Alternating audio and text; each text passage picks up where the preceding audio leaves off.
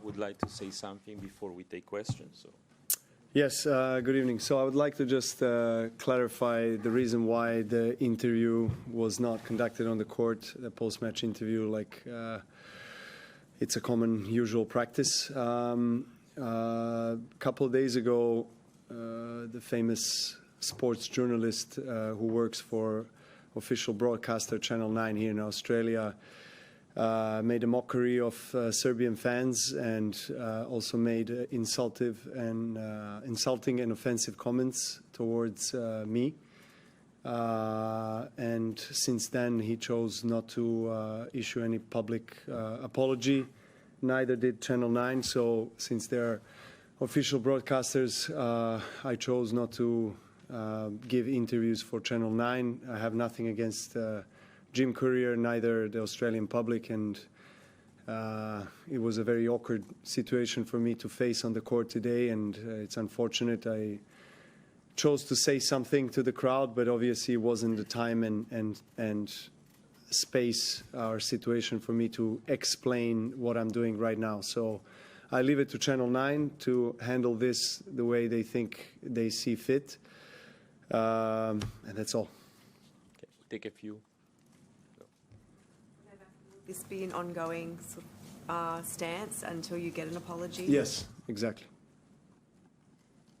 Next up, you have Carlos, and I'm just wondering, how does the excitement, the motivation change when you prepare for someone like him and knowing that you want to continue to have a dominance over the sport?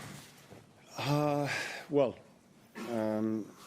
I'm expecting a big battle, as it's the case in most of our matches that we where we faced each other. Maybe just a couple of times it was quite one-sided. Wimbledon finals last year, he was the dominant force on the court, and I had a really good match against him in the World Tour finals in 2023. You know, other than that, we had some long battles, long exchanges, kind of matches that I played against him remind me of my matchups versus Nadal in terms of the intensity and the energy on the court. And just he's very dynamic, explosive player, incredibly talented and charismatic player. Great to watch, not that great to play against. But, you know, I look forward to it. I think when the draw was out, that a lot of the people were looking forward to a potential matchup in quarterfinals, Alcaraz versus me. So here we are. I think we both are hitting the ball pretty well this tournament, and I like the way I'm playing and the way I'm feeling the last couple of matches. So I'm excited about that challenge. Hi, Novak. Hi, from Sportskeeda. You have talked about this in the past, that you notice everything about your opponent on the court, whether it's the breathing, the expressions, how the opponent is feeling. I'm just wondering if you do that during the pre-match practice as well. I mean, do you feel anything, the energy or how the opponent is hitting the ball during the practice?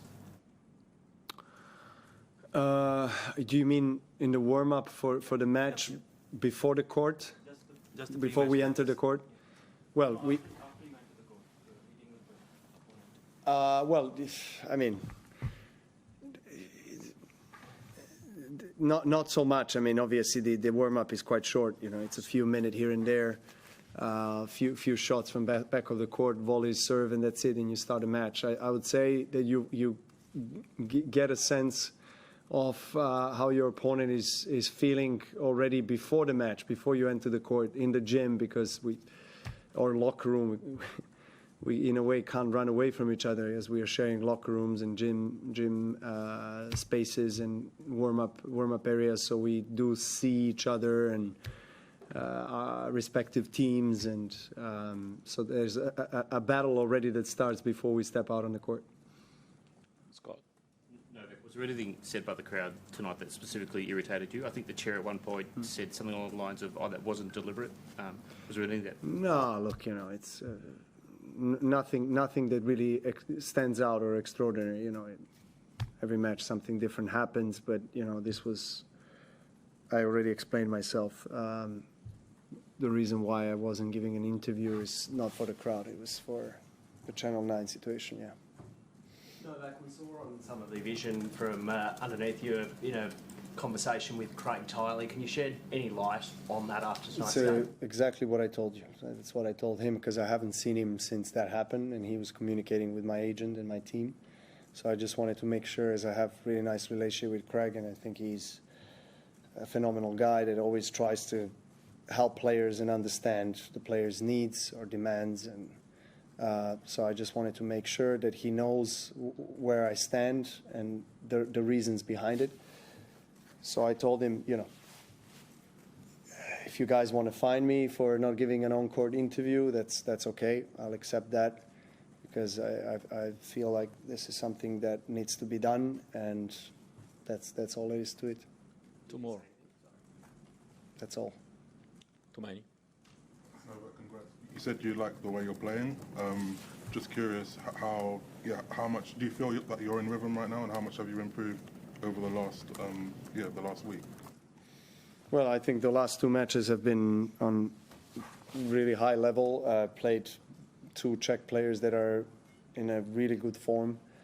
Lehecka won the tournament in the first week of the season, and he's been feeling the ball great. So it was a great matchup for me prior to Alcaraz, and of course I wasn't thinking about Alcaraz before winning this match, which again I didn't see myself as a clear favorite, but I'm really glad to be able to beat both Mahac and Lehecka in straight sets. So that encourages me to believe I can win against any opponent really on a good day when I'm feeling my best. So that's what I'm trying to focus on. My game, recovery, making sure that I'm ready for whatever awaits me on the court.